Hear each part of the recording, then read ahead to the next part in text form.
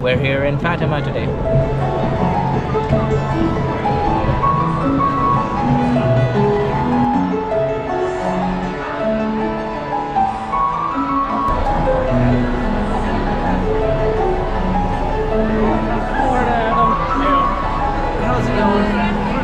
The next day, we got ready to go to Fatima, and I was really looking forward to this part of the pilgrimage. On the way to Fatima, we stopped at Santarém, where a famous and recognized Eucharistic miracle took place. We are in Santarém for our Mass. Thank you.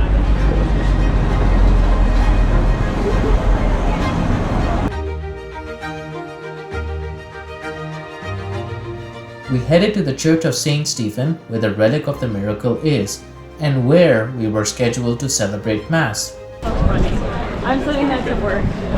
What? It said probably the best beer in the world. The Eucharistic miracle of Santarém happened in the 13th century, when a woman doubted the Eucharistic's sacred nature during Mass, leading to her stealing the consecrated host and hiding it in a cloth. Astonishingly, the stolen host bled and stained the cloth. Today, the relic is venerated in the Church of Saint Stephen. We walked, and after going the wrong way, we finally made it to the church.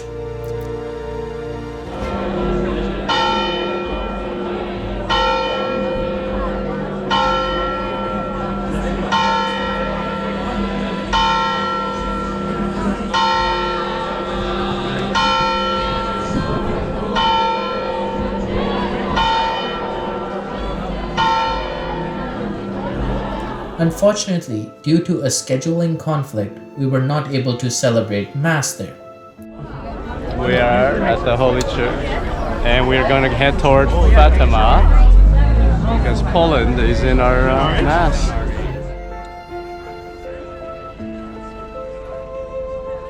And so, we headed back to the bus and towards Fatima.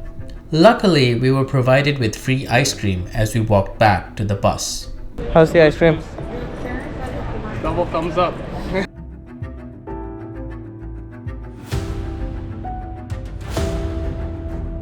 Like how you're supposed to learn to be a kinder person. I don't think it's working too well.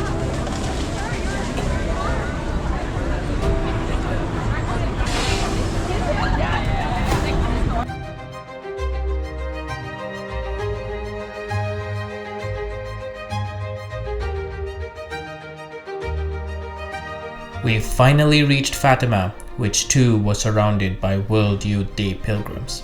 To understand Fatima, one needs to know its inspiring story.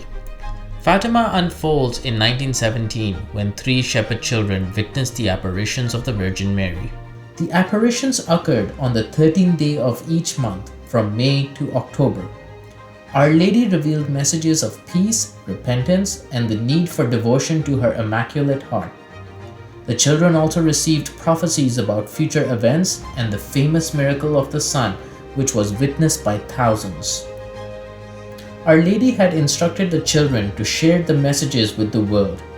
Despite skepticism from the authorities, Fatima gained widespread attention, and the Catholic Church eventually recognized the apparitions as genuine. Fatima has since become one of the most visited Marian shrines globally, drawing millions of pilgrims annually, and today drawing World Youth Day pilgrims.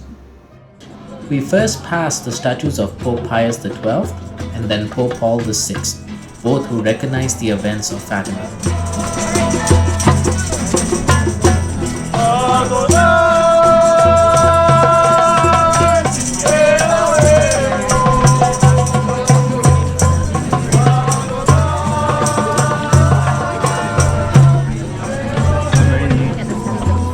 Before exploring the place, we headed for lunch. I'll be completely uncouth.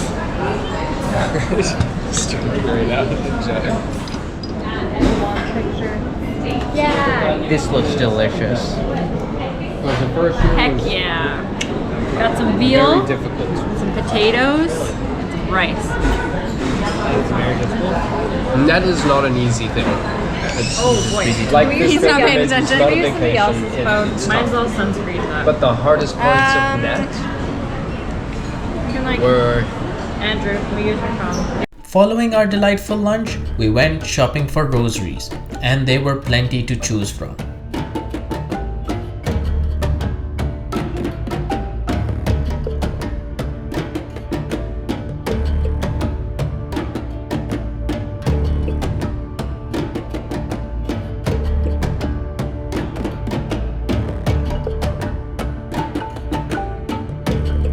Victor decided to buy an umbrella, which actually came of use later on. Yes. But isn't it nice? Is it not nice? Is it not nice? How are we going to take this to Canada? Don't worry about that.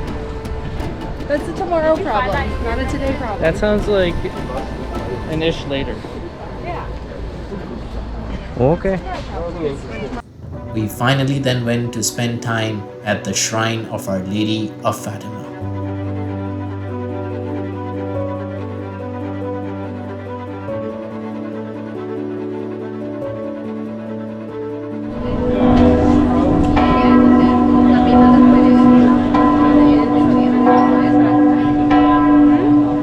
With the bells tolling, we began exploring the shrine with attending an international mass at the exact location where the apparition of Our Lady took place.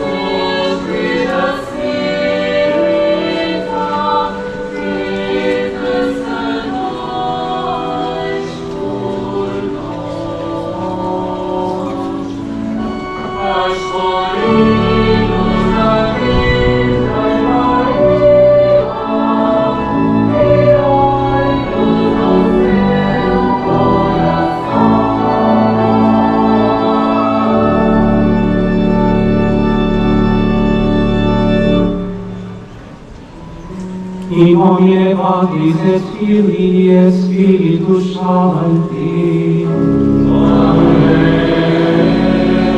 After Mass and with other pilgrims, we headed to see the Basilica of Our Lady of the Rosary. We saw its distinct feature, which is a 65-meter tall tower adorned with the crown of bronze and a cross symbolizing the triumph of faith. Constructed in 1953, the Basilica is an integral part of the Sanctuary of Fatima. There was a short line up to get into the Basilica. Apparently the umbrella did come handy because it's raining. As we walked in the Basilica, we really saw how it is dedicated to the Virgin Mary, particularly in her manifestation as Our Lady of the Rosary. The Basilica does echo the significance of the prayer emphasized in the message of Fatima. As we navigated our way around, we took in the beautiful stained glass windows and chapels which depicted the mysteries of the Rosary.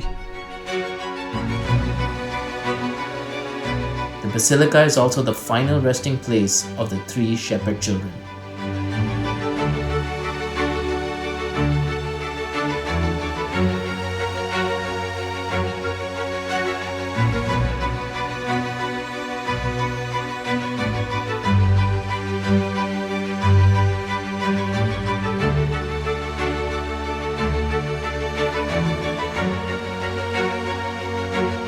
Another prominent feature of the shrine, and which we could hear, were the ringing bells of Fatima.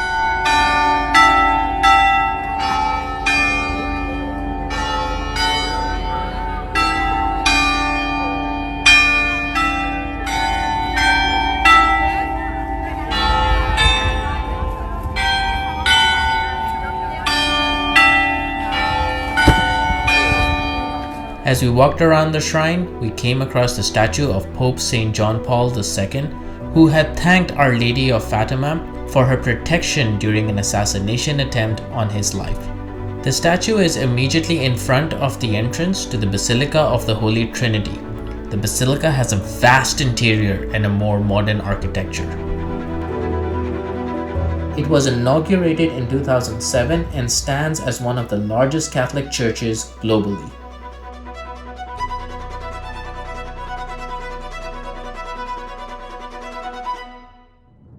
Fatima for me is where faith comes together with historical events. Being amidst the sanctuary does bring a peace and calmness.